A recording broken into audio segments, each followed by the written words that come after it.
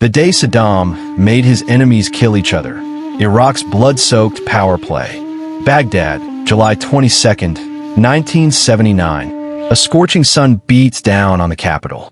Inside a sealed, humid hall, the air is heavier than the heat because something darker is brewing.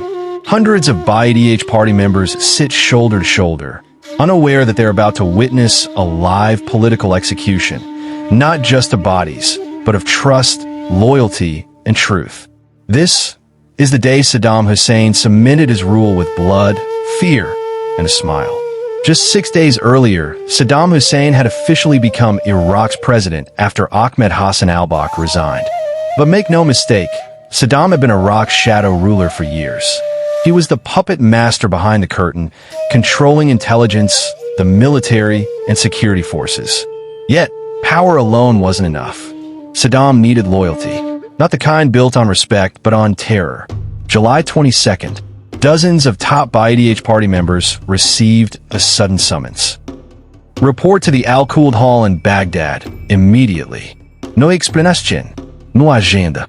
Inside the hall, rows of chairs, cameras quietly rolling, a podium under harsh lights. The temperature was unbearable.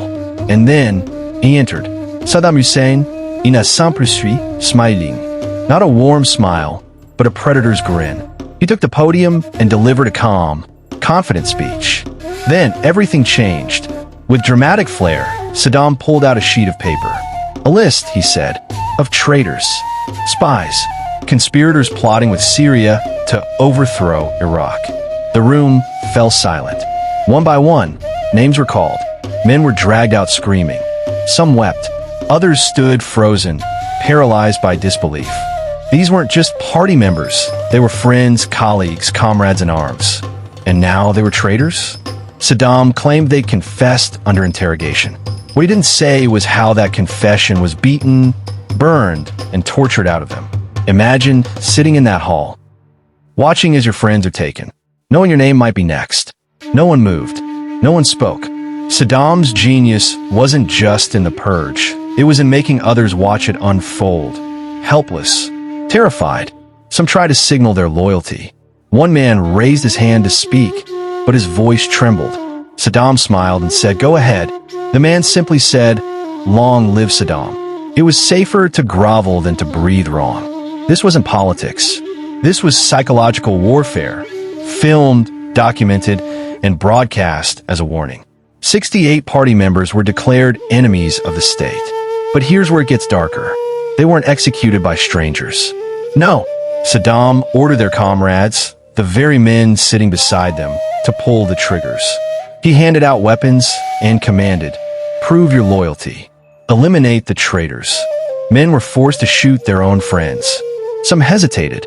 Others obeyed instantly, out of fear, ambition, or a desperate need to survive. One man who had just executed his colleague turned pale and whispered, "I had to. I have a family."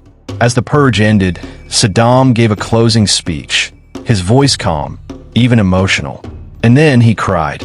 A tear rolled down his cheek as he praised the party, honored the sacrifice, and vowed unity. But was it real? Was this remorse from a man burdened by hard decisions? Or the final act of a performance so cruel, so precise, it shattered the meaning of loyalty forever? Some say the terror was genuine.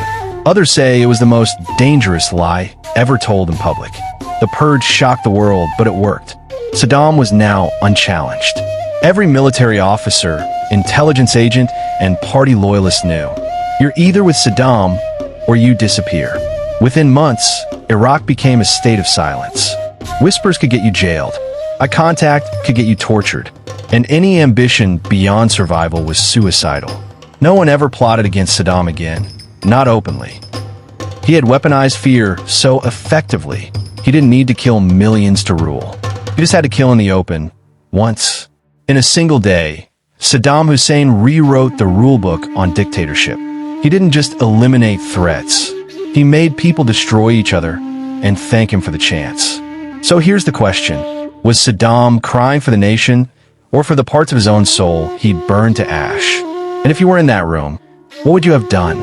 Like, share, and subscribe for more chilling stories that history tried to forget.